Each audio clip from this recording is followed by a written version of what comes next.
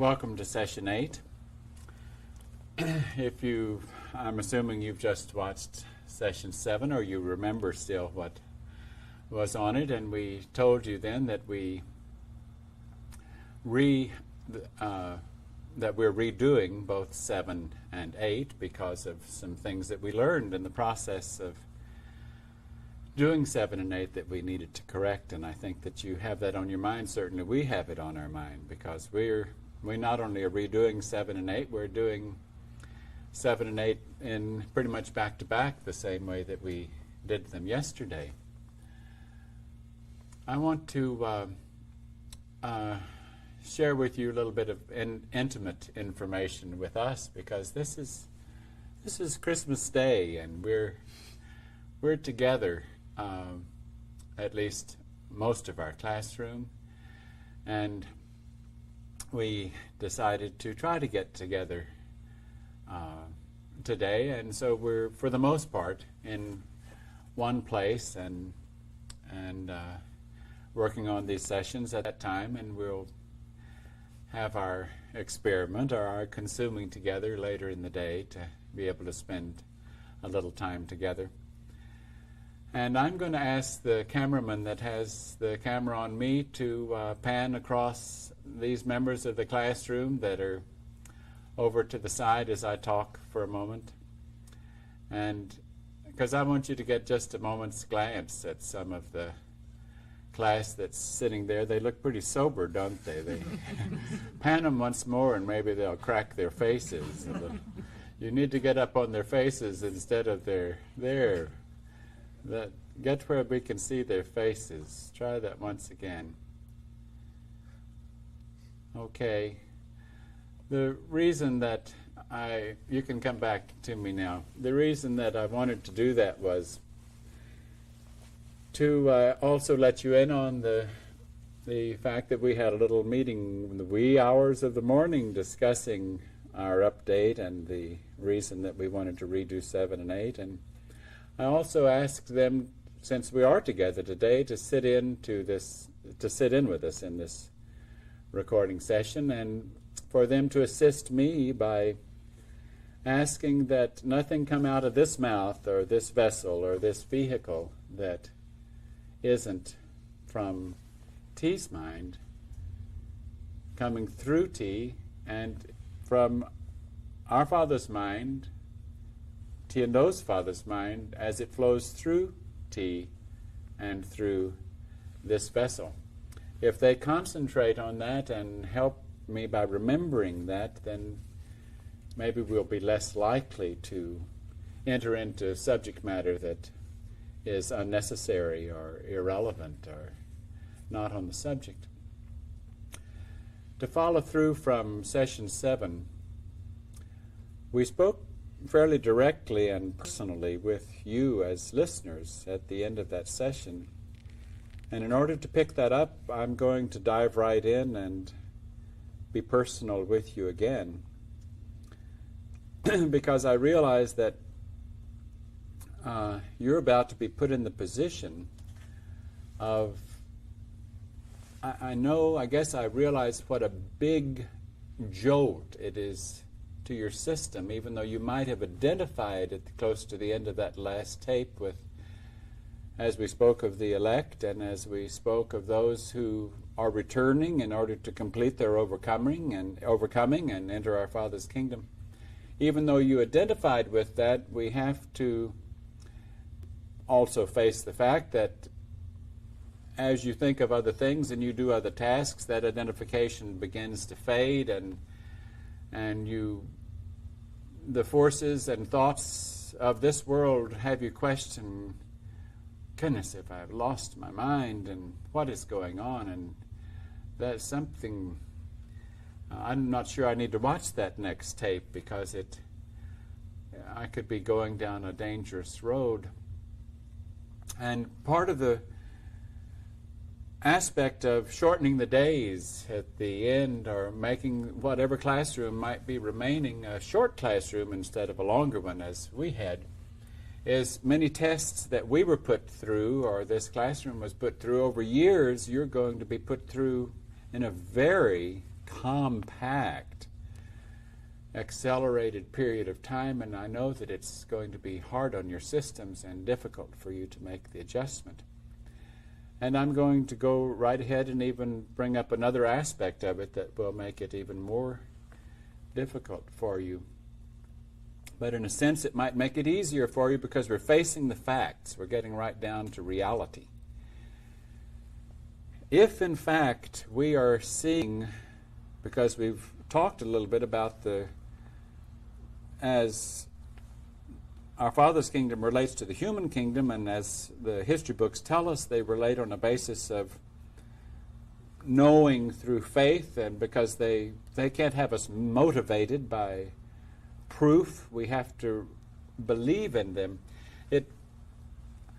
If you come this way, if you correspond with us, or you let us know that this is something that you must do, and you want to start identifying with us as wanting to be a child in that kingdom and wanting to rid yourself of your humanness, then you're very quickly going to also realize that you're going to be, in a sense, submissive. You're going to kind of present yourself as putty in our hands because we're representing that kingdom. And I know this is one aspect of it that it is hard to adjust to. In a sense, you have to face right now and continue to face, do I really believe? Do I really believe that this individual that camera is on and these students of that individual, are they really vessels? Are they really of our Father's kingdom? Are they functioning that way? Is the information that is coming through them that information that I can recognize as from my Heavenly Father's kingdom? Can I see the pieces of the puzzle falling together? Is it speaking to me?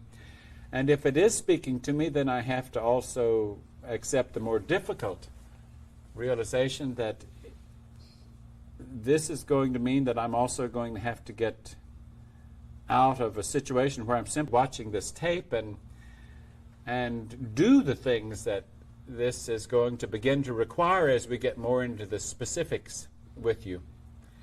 And so I have to really look very carefully and examine my own belief. When Jesus said, if you believe me, all those that believe on me and come through me to my Father, He can offer you His kingdom. This is the same thing. I mean, you're being put to the test of, can I recognize this classroom and this individual that's on the camera as from that same household that Jesus represented? From that same household. It doesn't require any more of you than that. It certainly is not going to.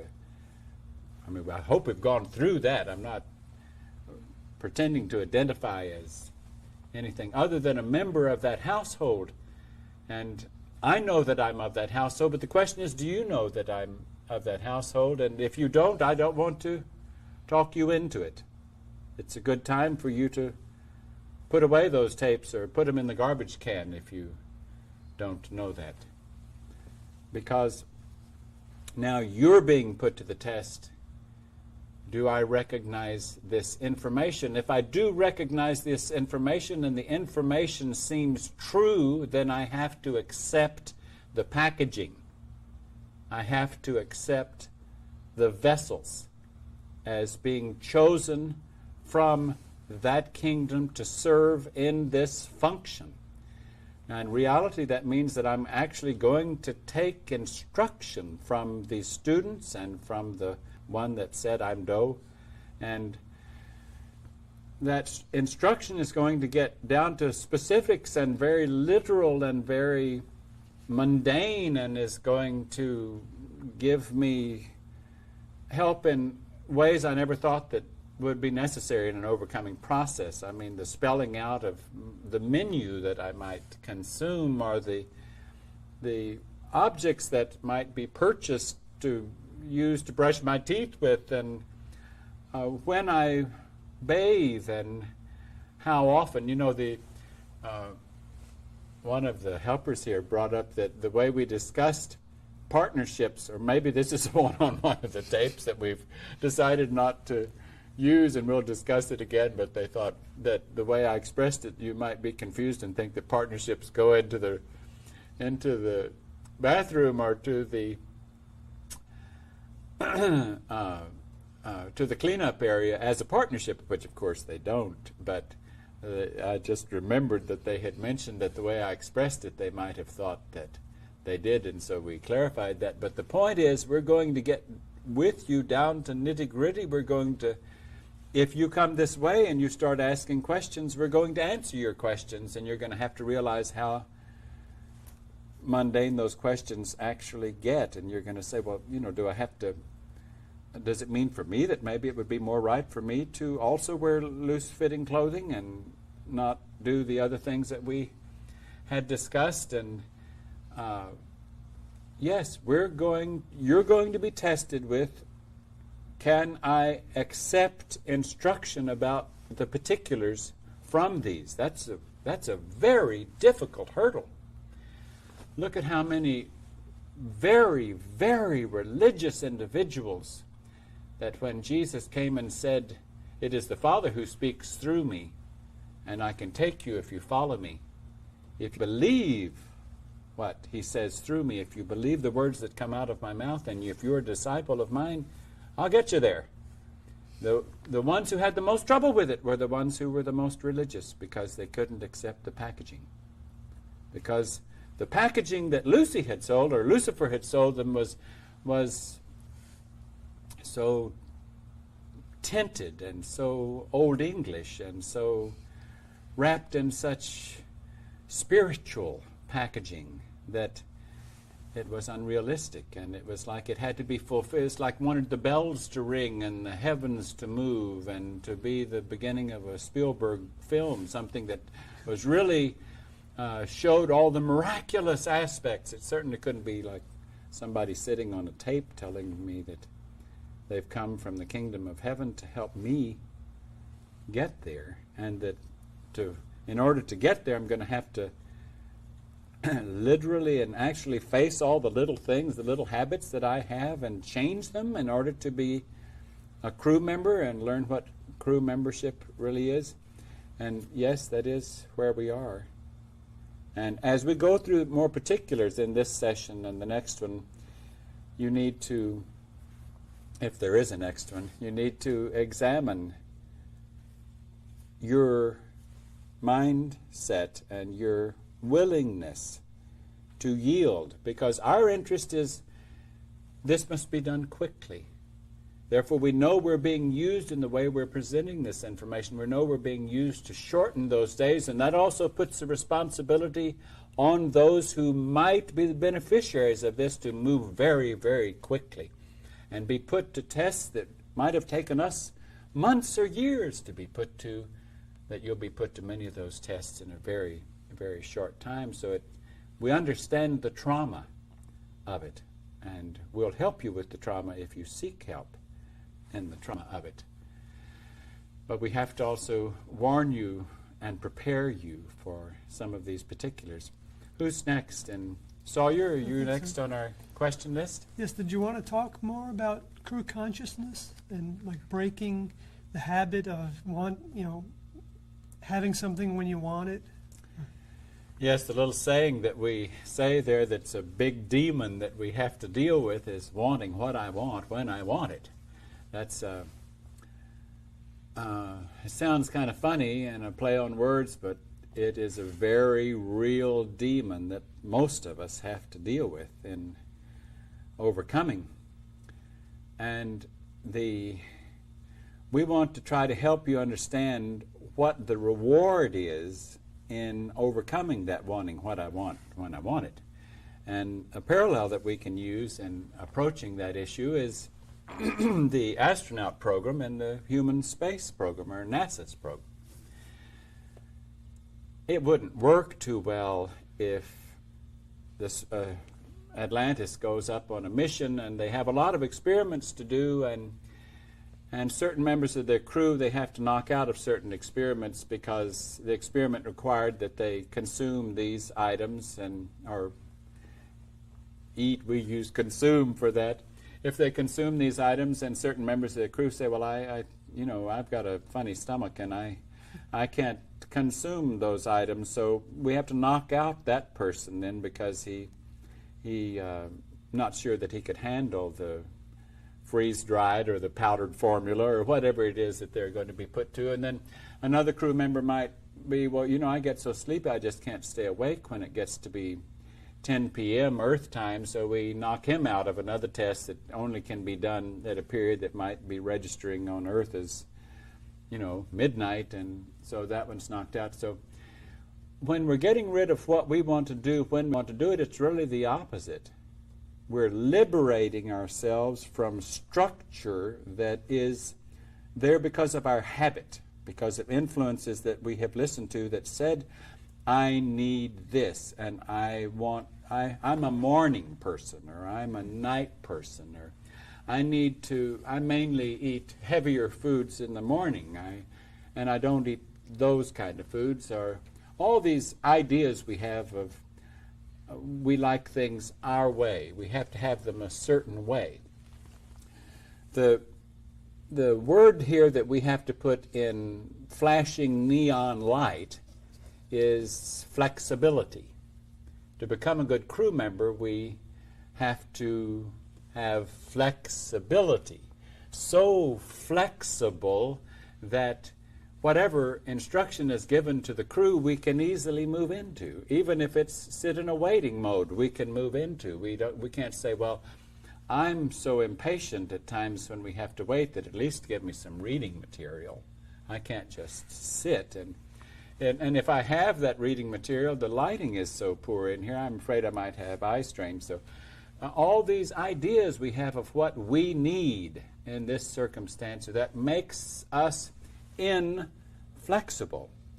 If we're a good crew member, we are extremely flexible.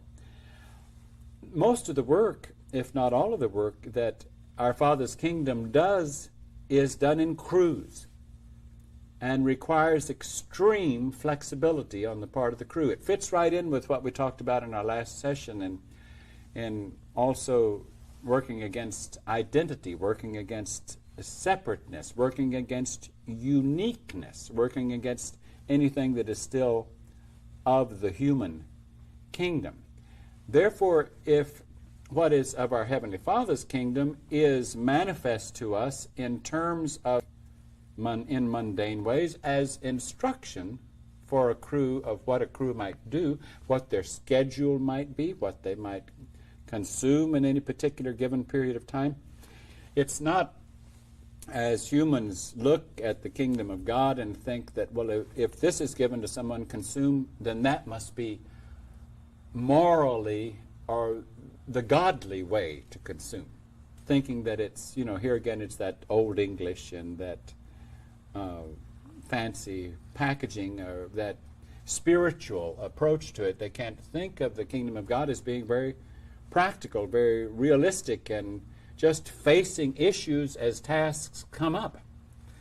Now, if we receive instruction for a crew, then the crew, if it's going to work together, has to be made up of several appendages of the crew as a whole, so that they look to each other. They don't trust their own judgment. They say, what about this? Is this a cup and a half of this? Is this a level tablespoon of that? Is this 3 inches of that? Is this?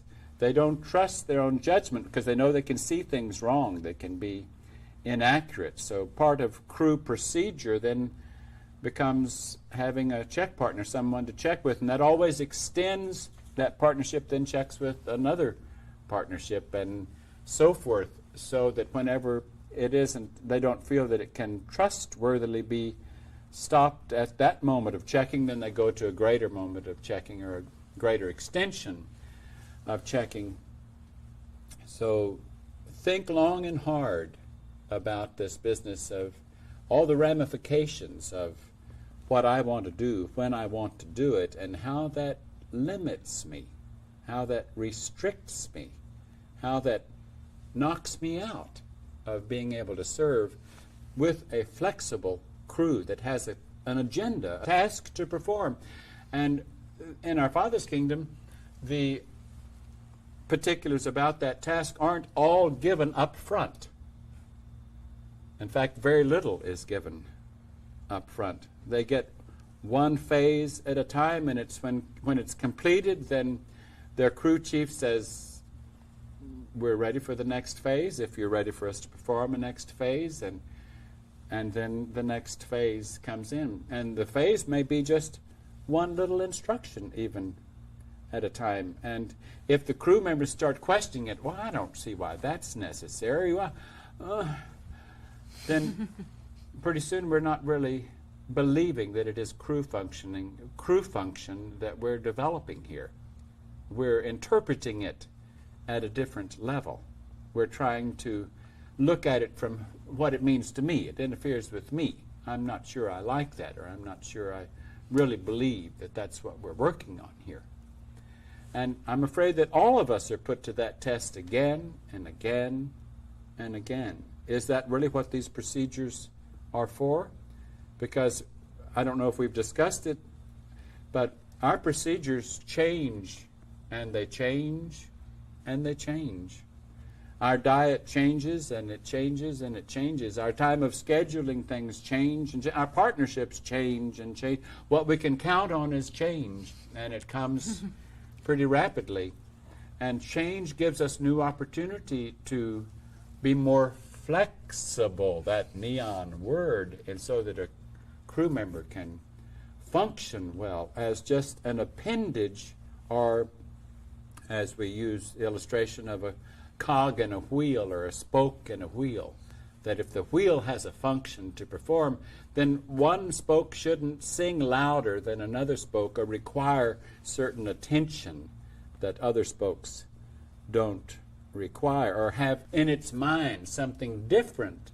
It may not understand what the wheel is even performing, but if its head is in the right place, it doesn't even question what the wheel is performing. It says, I can see here that we're performing a function. I may not understand it, but it's not my place to question it.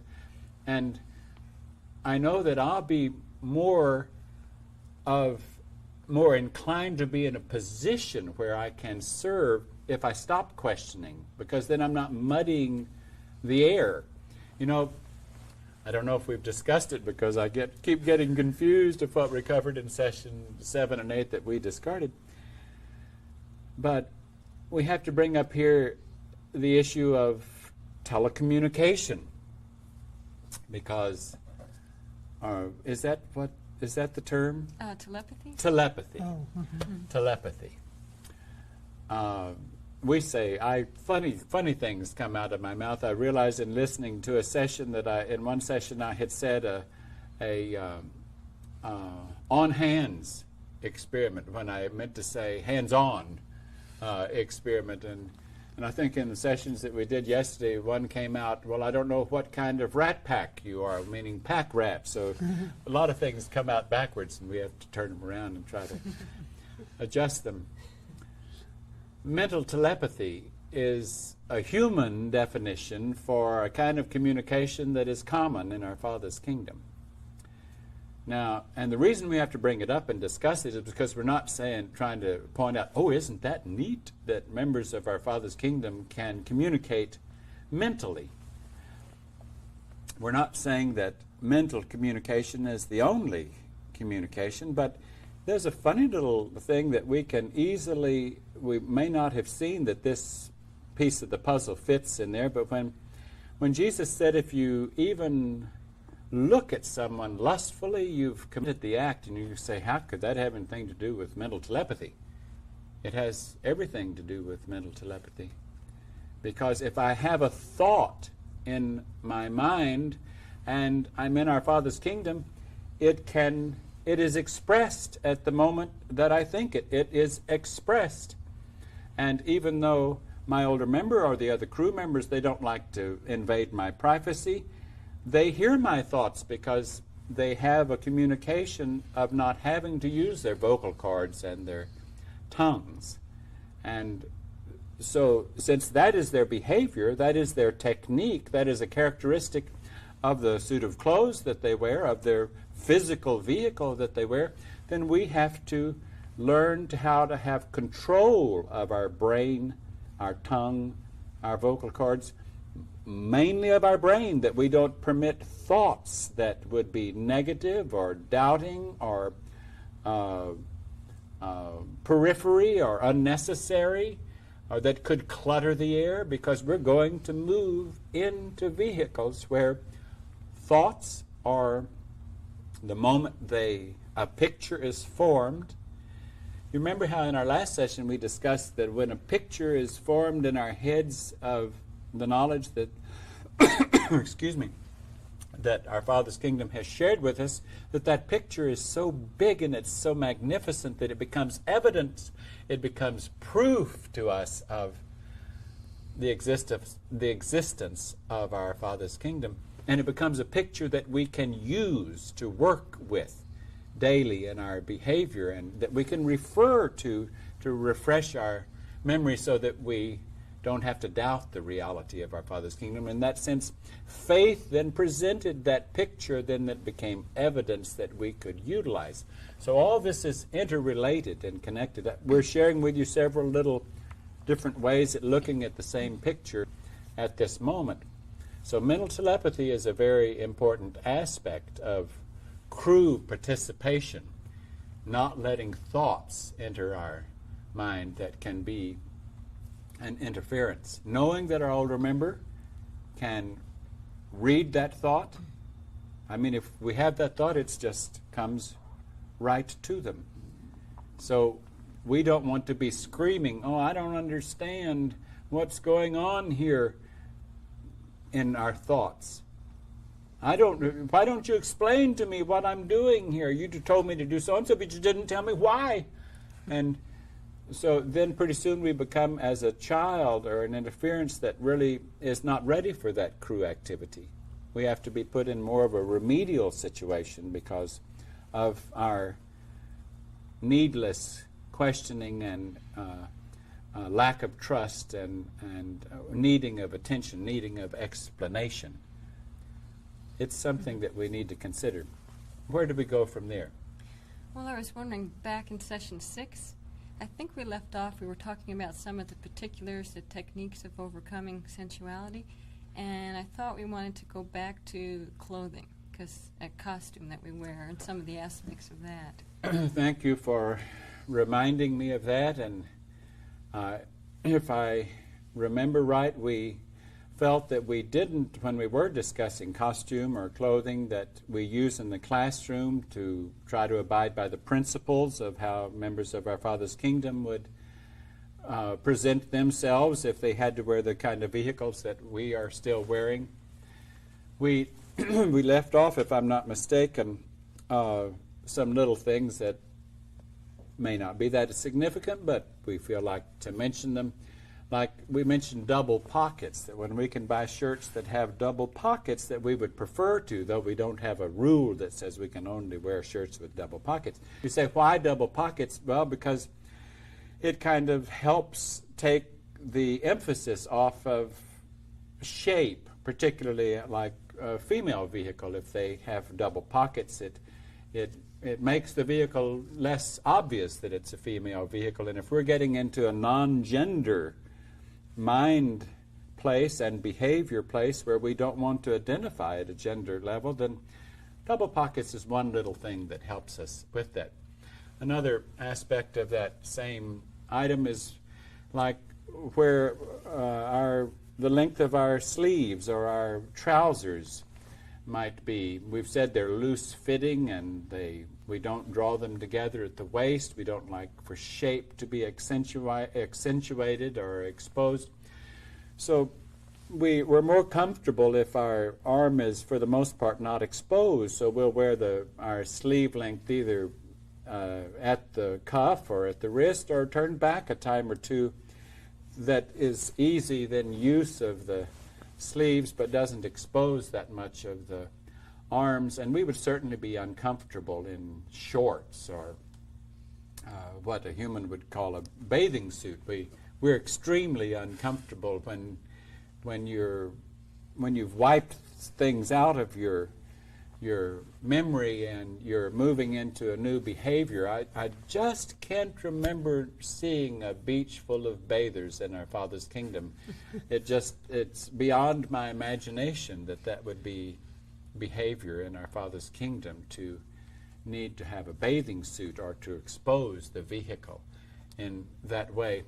Another thing we'd mentioned in that same respect was the sheerness of a fabric, because if it's a sheer fabric, then it also has a degree of exposure. So we make a point not to get things that are too sheer. We even though we wear undershirts, or we have underclothes on, both under our shirt and under our trousers, and none of the females wear skirts. Not that they're trying to look like males. It's just that loose-fitting trousers, even though they might have come from the female part of the department store, loose-fitting trousers and loose-fitting shirts give us more of a genderless freedom, when we don't have to think about them. And they don't make us feel masculine or feminine, because, believe it or not, don't forget, males like to wear tight clothing and tight shirts and tight blue jeans and show off their curves as well in kind of a ridiculous way. So we are doing everything that we can do to not identify with gender. Sheer, and I think there was even one other, the open collar is one other aspect that we pay attention to. It's a trend in some human circles to open 2 or 3 buttons or halfway to the waist, and we're very uncomfortable with that kind of exposure. It causes that particular individual to kind of advertise their gender, and the last thing we want to do is even be reminded of a gender. So we would keep our collars buttoned at the top, or if it's too tight at the top and there's a second button near the top, then we'll use the second button. If that's not comfortable to us, we'll go to another shirt. But these are all little finishing of details in talking about costume, which we had covered in a previous session. What's next on our list? Sawyer? Well, what about avoiding places that would tempt the vehicle, like bars and clubs? So I know that it's important for us to mention this, but these things are just so distant in our history to even think about. But in yours, they're not that distant, because you might go to places where you would subject yourself to vibrations where people certainly wouldn't be that accepting of your discussion of what you're about to do, or ready to, how could you be consistent with your new mindset if you're in a bar or someplace where the vibrations are that of intoxication, or thinking the kind of conversation that goes on in a bar, whether it be of the NFL game or the so-and-so's pregnant, or so-and-so's about to get married, or did you know this, gossip and all the kind of conversation that is common in a bar-like circumstance. The vibrations are so beneath us that we would avoid them like the plague. And it can't stand, I can't count the times that we've gone into a place, even a restaurant or a movie, that we, by looking at the advertisement, we thought it would be okay, and we have to turn around and leave because we can't stand the general feeling that is there. It's almost the unseen presence that is there that seems to run us out.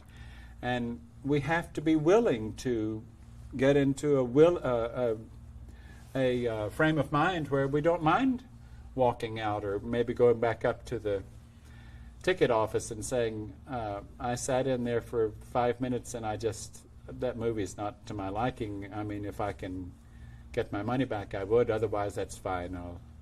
I'll leave. But I can't count the times that we have done that at movie theaters or at restaurants or other places that we might go. Even, I'm afraid we've even visited churches where the same thing has happened, where the thing that people would talk about would sicken our stomach because it would be so unbecoming to the instruction that we have received in our changeover from human kingdom to our Father's kingdom. So the answer is yes, we avoid places that could pull us back into the world, and we try to confine our places to things that are uplifting, at least objective, and not threatening to us. We don't try to subject ourselves to tests unnecessarily by saying, well, I've outgrown that, I can handle that. We don't ever trust that. We make a point not to trust it. What's next on our list? June? What about the structure of partnerships? How is that determined? Well, that's a very, very useful tool in the classroom, and it's a very important topic to us. Partnerships. They are valuable, valuable, valuable. We told you a little bit ago how they can change frequently. We've learned from experience that it helps to have a partnership, since a partnership is two individuals or sometimes three individuals who have asked their other partners in that partnership to help them in their overcoming. They ask that part of a partnership is to involve the other person in assisting you in your task of overcoming. Now, if it can't be done in sincerity, then it's a pretty lousy partnership. If I'm hesitant to ask someone, or even if I'm hesitant to have anything brought to my attention that I need to overcome, I don't know what I'm in this classroom for. So if I'm trying to overcome the world, then I want all the help I can get. And certainly a partnership is a place where I can get help in my overcoming. So it's true that in a partnership, the members of that partnership, be it twos or threes, it's interesting as you think in terms of the New Testament how Jesus sent his disciples out in twos or threes because he knew it worked as a neat partnership. So they do solicit from their partners, if you see me do things, or even my countenance, or a little habit that I might have, a little idiosyncrasy that I might have, or if I treat you in any way, or I begin to gossip, or anything that you observe about me that is not the way that we have been taught and that is unbecoming to members of our Father's kingdom, I ask that you bring it to my attention. And then, but what if we were in a situation where one partner is pretty sensitive emotionally and they have a hard time dealing with it if the other partner brings it up in a way that hurts their feelings? So even though the one partner is trying to learn not to respond that way and not be so easily hurt, they have to get past that. On the other side of the fence, the person who is not very diplomatic in bringing up something that needs to be overcome has to work very hard at learning to be diplomatic, and also has to question their judgment department. Am I seeing a lot of things critically that maybe surpass our teaching and our instruction, and maybe it's me, maybe it's still my humanness that is finding fault here by some judgment at the human level, and instead of the way I've been taught by my teachers or my older members. So you can see all the ways that can work. One aspect of a partnership that is so valuable is to not have a partnership made up of two individuals that could easily fall back into being attracted to each other at the human level, or in an emotional involvement, or in a sensual involvement. I mean, you see June and Sawyer here, and male, I'm sorry I said that, because they are not, but to appearances their vehicles are. And Sawyer still sees with his eyes, even though he's trying to train his eyes. If he lowered his vibrations, his eyes could see remnant of female vehicle, and vice versa. June could see remnant of male vehicle.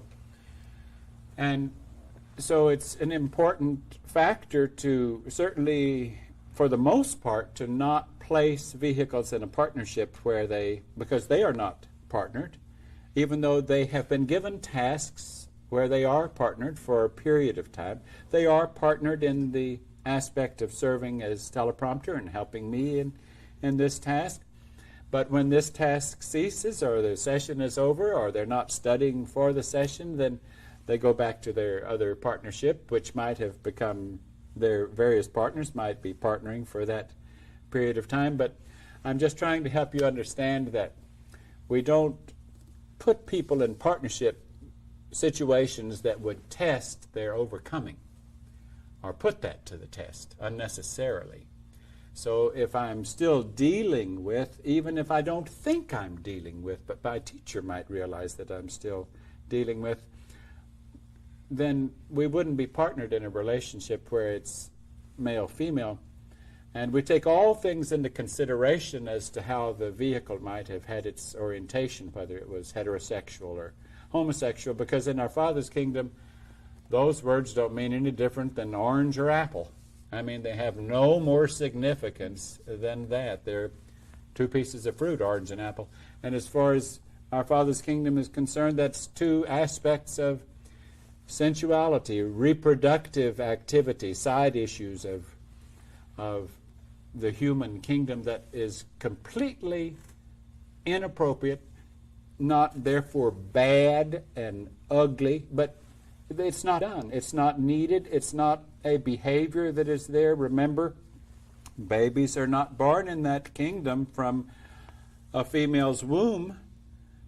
And remember, babies are born from the human kingdom as adult humans, and they become babes in that kingdom. That's the way that works.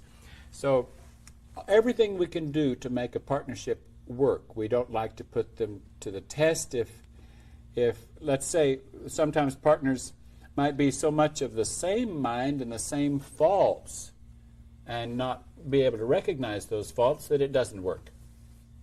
If one person is given to lack of restraint and being too boisterous, and they're partnered with someone else that has lack of restraint and they're too boisterous and they're careless and they upset things, not meaning to, and they can't really help each other that well because they don't see those things.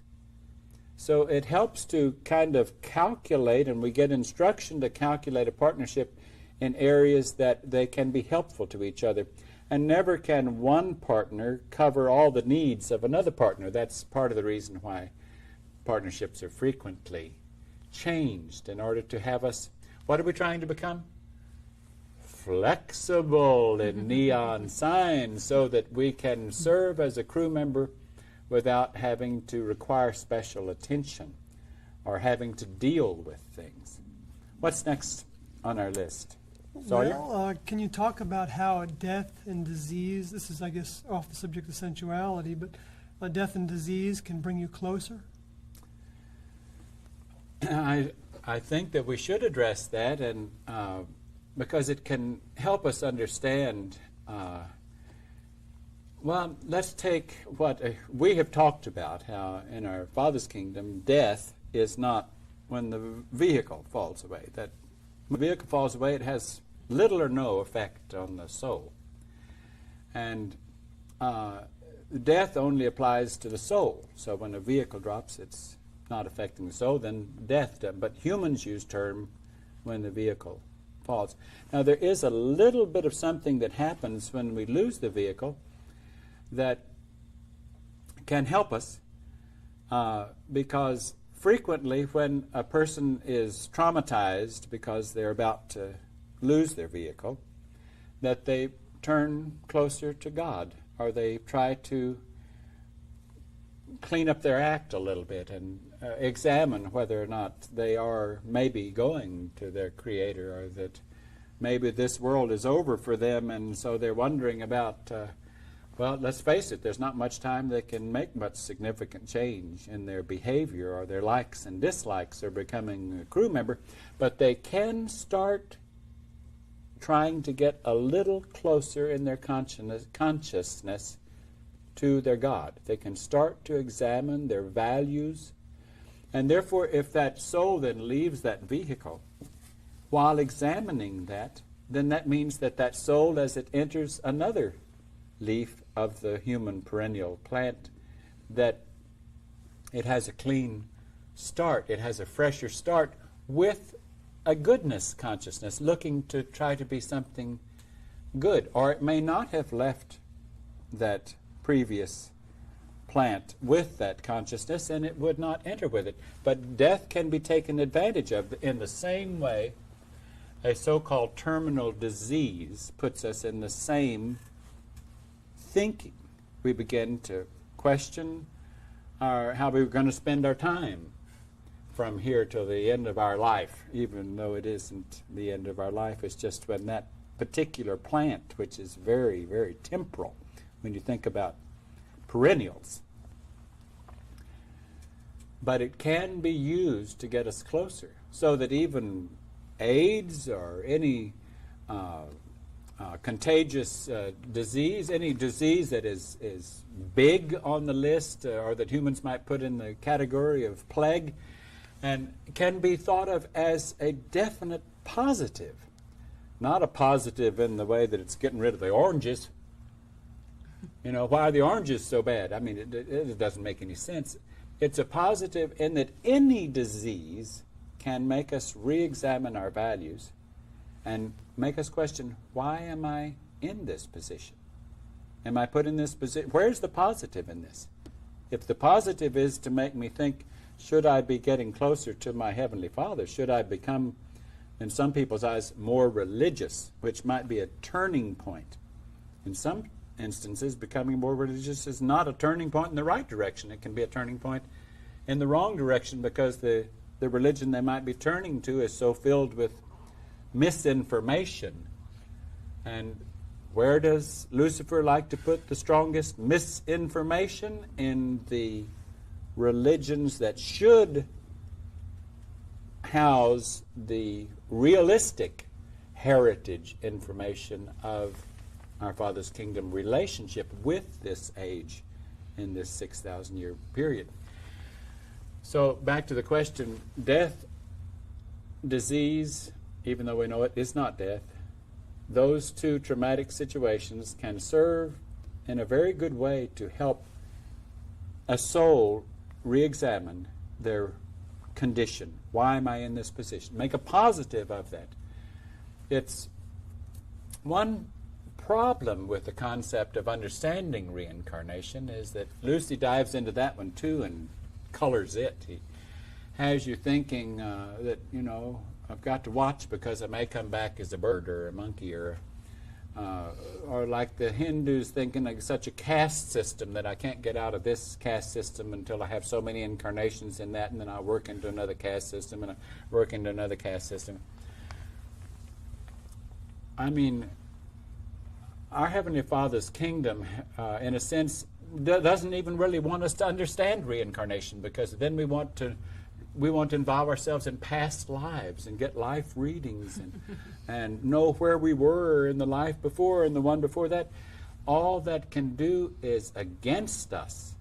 That can re-trigger things that were designed to be disconnected when we left that condition, when we left that plant and entered another one.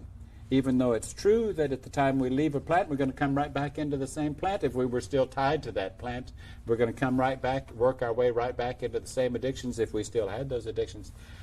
But that's about as far as it goes. But who is to say how many cycles are there? It's irrelevant. The issue that is at hand is, can this one be my last one? That is synonymous with overcoming. that is synonymous with graduating from the human condition to our Heavenly Father's kingdom, this can be your last one. So numbers don't count. It doesn't really mount to a hill of beans even how much I have to overcome. I mean, I can't say, well, if I haven't overcome so-and-so, then I must have so many incarnations still ahead of me, and I'll work my way up to that. You don't know. I mean, we don't know if our Father's kingdom is going to present us with another hothouse and another age to come that's going to last another 6,000 years. And we don't even know that if our attitude is that it's coming and I'm going to put it off, he will find, we'll scratch that one off because he's not coming to me when I gave him a chance. So we have to consider these things. Okay, what's our next question? June. What about attachments beyond the immediate family? Attachments like a best friend? Or, Yes, Well, it doesn't hurt us to examine that a little bit, because sometimes those attachments were as strong, if not stronger, than attachments of the physical family or the human family tree. Anytime there's an attachment, we were just talking about reincarnation. The funny thing is, if we have a very close friend, someone we're bound to, we were probably bound to that same soul in another vehicle outside of that family unit in the time that we were there before. But we just said that's insignificant, has no particular bearing. What does have bearing is I need to sever that one if I'm going to make this my last one, if I'm going to get out of the human kingdom. And it becomes hard to sever sometimes relationships where you have been intimate with someone and they've been the person you always run to cry on their shoulder or to tell them of what you've experienced, or you just had a miscarriage, or you know, whatever it is that's traumatic that you go and share with someone as your confidant. And it's easy to bring even into a classroom that habit of needing a confidant or needing someone to have a close relationship with, even though you may not be looking for a physical or sensuous relationship. But in a sense, our Father's kingdom says, I'm it. If you're going to get into my kingdom, I have to be it. I have to be satisfactory to you. What I offer you has to be satisfactory. It has to be all you want. It has to offer you enough. And that becomes a difficult task. Because when you're trying to overcome the desires that you previously had, it's easy to find the vessel that is given to you for the kingdom of heaven to speak to you through. It's hard to find that vessel adequate supply to all of your needs until those needs are fairly well overcome and you have shifted to a new set of needs. But that teacher, that vessel, can help you shift, can help you make the adjustment so that you can go through the weaning from those old needs and adopting new needs and looking to the kingdom of heaven through that vessel. It has to be done that way. I'm afraid Jesus warned us all of that it has to be done that way. Someone has to be assigned that position, and we have to accept the one that was assigned to that position, and that individual has to be satisfying to us, adequate to fill the bill of our needs. And that really puts the pressure on that vessel, because that vessel knows that his older member, or his father, more than fills the bill. So the big question, or the big problem that we have to deal with, is examining the bill that needs to be filled. Does the bill need to be changed? How much of the old bill is human? If it is, I have to strike it out. And then maybe if I strike it out, there's not much left. So I haven't really learned what it is that's supposed to be on that bill of what my needs are. Because we don't want to stop asking. We want to know what our needs are so that our asking not decreases but increases. Our asking as far as human things decrease until they are non-existent, and our asking of things of our Father's kingdom increases. We said that pump had to be put into mechanism in our free will and our choice so that our thirst increases. And it only comes as we ask questions and as we pursue and we desire to become strong and flexible. A good crew member that wants to be available for service, and where the other crew members can say, boy, I really like to work on a crew with that crew member, not because that crew member's more attractive or more fun or more this, but is functioning. Someone who knows procedure, likes procedure, and can function in a way that we really feel like a mechanism that is working. And then talk about satisfying. That becomes very, very satisfying. What's next on our list, Sawyer? Well, I wondered if we might want to go on to the question about getting your house in order, like regarding your possessions. Oh, Does I that don't sound think right? we can go to that one too soon because that's a big one. Mention those things: getting house in order, Possessions, Possessions, indebtedness, or credit card use. credit cards. Boy, getting house in order, possessions, indebtedness, credit card usage. Okay, we'll start. I don't think we're going to get very far, but we'll start. If you stop and think about it, the way the world out there is designed, it makes fools of us because we involve ourselves in activity that we have no right to involve ourselves in. Now, how does it do that? Because we involve ourselves in activity on the basis of what we have borrowed. We buy now, pay later. We don't really buy now. We just sign a paper agreeing to buy. We haven't bought until it's paid for. And according to our Heavenly Father's kingdom, we shouldn't be participating in things that are not available to us. If we needed them, they would be available to us without signing a note to someone or without having to possess something before we could afford it. And yet the whole world out there revolves against working with objects and things that we have not yet paid for. And that is backwards. It also is obviously not of our Father's kingdom because it binds you more to the human kingdom. It puts you in a circumstance where if you left it to do what we're talking about, you'd leave a mess. And we can't do that. You can't leave a mess. So we have to get our houses. The first thing on his list was get our houses in order. And getting our houses in order means we've got to examine the whole status of, is there any validity to even possessing a credit card? Are we not then using gasoline with our gasoline credit card, gasoline that isn't ours, that we're going to pay for later? We can't do that. So, well, as we sit here, there goes that 10-second marker, and that means that this session is coming to an end, and we have to pick this one up in our next session.